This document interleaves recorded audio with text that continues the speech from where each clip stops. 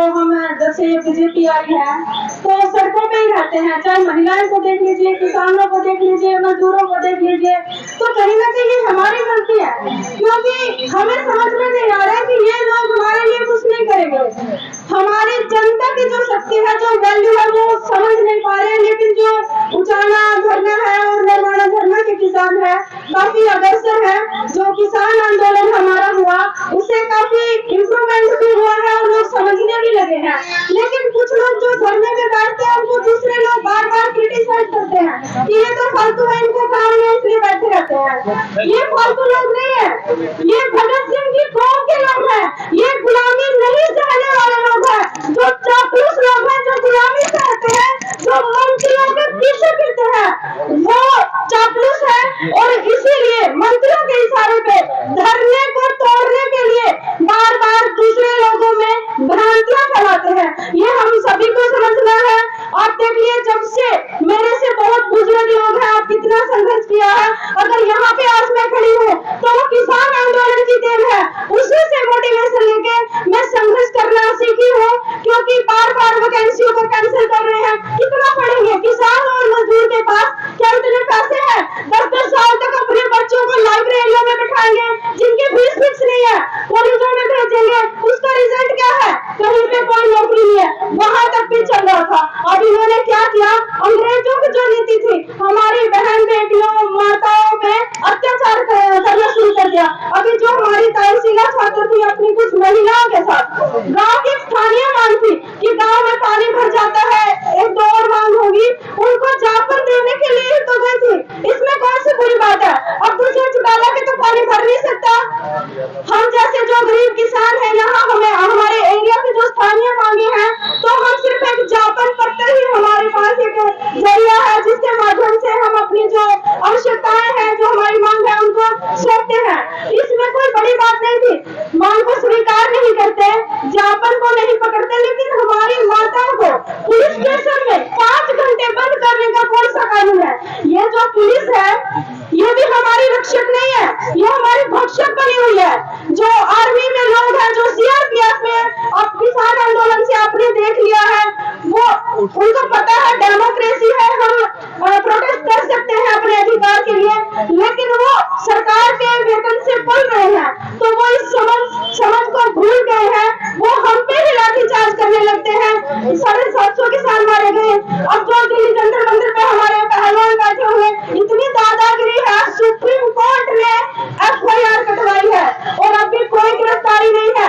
POCSO act लगा हुआ है, पोक्सो एक्ट के अकॉर्डिंग 24 घंटे के अंदर गिरफ्तारी और जांच होने के बाद फांसी की सजा का प्रावधान है। 7 FIR दर्ज है और उससे पहले भी 40 से भी ज्यादा केस उनके ऊपर दर्ज है। अगर हमारे ऊपर एक केस दर्ज है छोटा सा, हम ग्रुप डी की नौकरी नहीं ले सकते, वहां से कैंसिल कर दिया जाएगा। लेकिन ये दादागिरी नहीं तो क्या है? वो MP बने बैठे हैं, MLA बने बैठे हैं, CM PM सब कुछ बने बैठे हैं। तो हमें इस गुंडागर्दी को खत्म करना है। ये खत्म कब होगी? जब हम इंसान को इंसान समझेंगे। जैसे हमारे मोदी अंकल ने बताया, बहुत अच्छी बात कही कि हम मंदिरों में ही घुसे रहते हैं।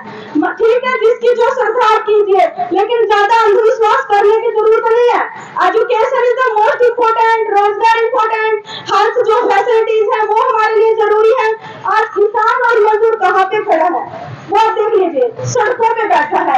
यहाँ से लेके आप दिल्ली तक गाँव में कहीं भी आप सर्वे कीजिए, जगह जगह बैठा हुआ है। तो हम माताओं बहनों की इज्जत पे बात आ गई है कि अभी तो इन्हें शुरू किया अत्याचार। ब्रिजभूषण ने हजारों लड़कियों को रेप किया है, लेकिन स्वीकार नहीं कर रहा है। खिलाड़ी बार बार बोले नार्को टेस्ट करवाया जाए, इनका भी करवाया जाए, हमारा भी करवाया जाए। अब ब्रिजभूषण को पता है वो फंसेगा, इसलिए वो मतलब नार्को टेस्ट से पीछे हट रहा है। तो अभी एक दूसरा चौटाला ने हमारी ताई जी, उनकी जो कुछ मतलब कार्यकर्ता थी, उनको जो जेल 5 घंटे रखा है पुलिस स्टेशन में, उसके लिए कड़े से कड़ा फैसला लीजिए। जो अभी एक अंकल जी ने बोला था कि हमें इनका सभी को मिलकर बहिष्कार करना पड़ेगा, यही एक तरीका है। कोई बुरा आदमी है उसको बहिष्कार कर देना चाहिए, और उससे तो हमारा कोई रोटी नाती का कोई रिश्ता भी नहीं है, उसको क्यों ही रखना है? गाँव में वो आते हैं, आप नमकीन बिस्किट चाय सब कुछ उनके लिए लाते हैं, क्यों क्या देते हैं वो आपको? हमें कुछ नहीं देते और ना कभी देंगे। उनकी एक ही है हमारी आपस में जाति पाति धर्म के नाम पे लड़ाई करवा के अपना इलेक्शन जीतना और अपने ही कोठियां भरना, घर भरना हमें अभी समझ लेना चाहिए, क्योंकि हमने ये लड़ाई लड़ी है और हमारे पूर्वजों ने लड़ी है, अभी आप लड़ रहे हैं, आगे हम आपके बच्चे हम लड़ने लगे हैं, तो हम है कहाँ पे? अभी आप लड़ रहे हैं, फिर हम जैसे लोगों को लड़ना पड़ेगा अगर आप सही निर्णय नहीं लेंगे। अगर सही निर्णय आप लेते हैं तो हम जैसे लोगों को, आपके बच्चों को सड़कों पे नहीं गिरना पड़ेगा, रोजगार मिलेगा, अच्छी पढ़ाई मिलेगी। अब स्कूल ये बंद कर रहे हैं, एक शिक्षा ऐसा माध्यम है जिससे लोग जागरूक होते हैं।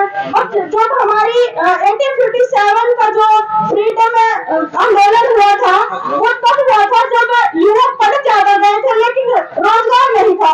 अब उनको पता चला कि हमें रोजगार क्यों नहीं मिल रहा है, जब उन्होंने इस कंसर्न को देखा तो उन्होंने सोचा इसकी जिम्मेवार ब्रिटिश सरकार है।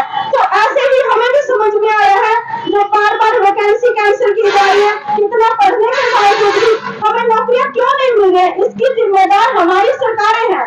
अब इन सरकारों को हम सब मिलकर बनाते हैं, तो हमें ऐसा डिसीजन लेना चाहिए जो एक वोट हम डालते हैं जागरूक और वो बैकग्राउंड क्या है, वो कैसा कुछ कर सकता है नहीं कर सकता है, आप लोगों के बीच में से ही होना चाहिए। बार बार जोर दिया जा रहा है क्योंकि अब दूसरे चुनाव कभी आते नहीं है और ज्ञापन पत्र देने जाते हैं तो आपने देखा जैसे तहसीलदार को पुलिस स्टेशन में बंद कर दिया। किसान आंदोलन में भाईचारा कहाँ था, 750 किसान मारे गए, लेकिन वोटों के टाइम पे भाईचारा जरूर आ जाएगा। तो आप सभी से मेरी प्रार्थना है कि आप एक अच्छा डिसीजन लें और इन मंत्रियों को जो हमारा शोषण कर रहे हैं इनको बहिष्कार किया जाए। धन्यवाद।